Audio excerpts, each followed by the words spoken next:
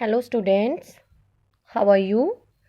Today we'll discuss class 5th book English The Midnight Oil chapter number 5 The Unguarded Flock. Last videos में हमने ये chapter read किया था कि Tim brown जो अपनी भेड़ों को चराने के लिए लेकर जाता था तो वहाँ पे एक भेड़िया आ गया था जो उसकी भेड़ों पर नज़र रखता था. So today will discuss page number 73. The wolf, who generally sat on a large piece of rock, looked like a big sheepdog from far. In fact, Tim thought that other wild animals or mischief makers would be scared of the wolf's presence and not harm his rock while it was around. Day by day, he began to feel more and more relaxed in the presence of the wolf. जो भेड़िया था वो एक बहुत बड़े पत्थर पर जहाँ भेड़ें चर रही थी वहाँ पर बैठ गया था. तो जो टिम ब्राउन था उसको लगा कि वॉल्फ की प्रेजेंस से जो जंगली जानवर हैं वो डर रहे हैं. बट लेकिन day by day he began to feel more and more relaxed in the presence of the wolf.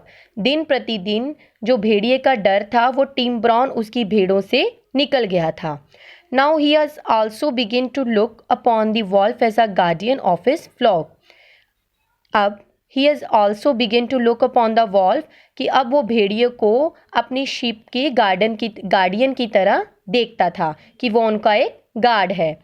One day in the middle of tending his sheep, जब भेड़ें अपना घास चर रही थी, a little boy came to the field there the flock were grazing and said to him. जो Tim Brown का एक छोटा सा बेटा था वो वहाँ आया जहाँ भेड़ें घास चर रही थी. Your little lad had a fall and has hurt his leg, कि उसकी जो लेग है उसमें चोट आई है. Tim understood that he was needed at home urgently. तो टिम उस लड़के की बातों से समझ गया कि उसके बच्चे को चोट आई है और उसे अर्जेंटली घर जाने की ज़रूरत है.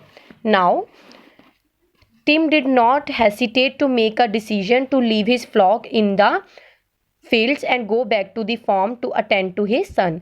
टिम ने इस डिसीजन लेने में बिल्कुल भी हेसिटेशन नहीं की कि उसकी भेड़ों को अकेले वह घास के मैदान में चरने के लिए छोड़ गया. He said to the boy, now the emergency, I am coming right away, because कि ये एमरजेंसी है तो मैं अभी तुरंत घर आता हूँ. He was sure he could leaving the sheep for a while since the wolf was there to keep watch. वह इस बात के लिए श्योर था कि जो भेड़िया है वो उसकी शीप को देख रहा है. So leave the sheep entirely in the charge of the wolf he left. वह अपनी भेड़ों को वॉल्फ के सहारे छोड़कर चला गया. He was not long in returning because on reaching home he saw that his son had a minor injury which he was able to attend to at the sun.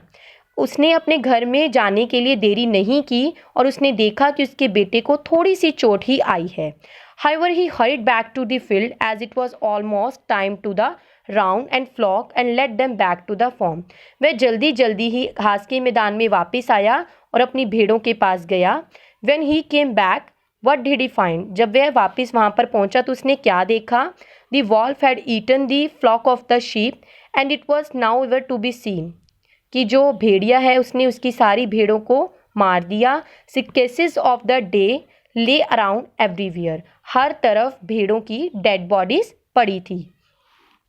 Tim sat down in shock after witnessing the slaughter. वह देखकर shock हो गया कि जो भेड़िया था उसने उसकी सारी भेड़ों को खा लिया. He mourn to himself, after all I interested the welfare of my to wolf, he paid a heavy price for his foolishness. उसे अपनी मूर्खता का बहुत भारी नुकसान चुकाना पड़ा. So students, read the chapter carefully and write down the word meanings and difficult words on your notebooks. Thank you.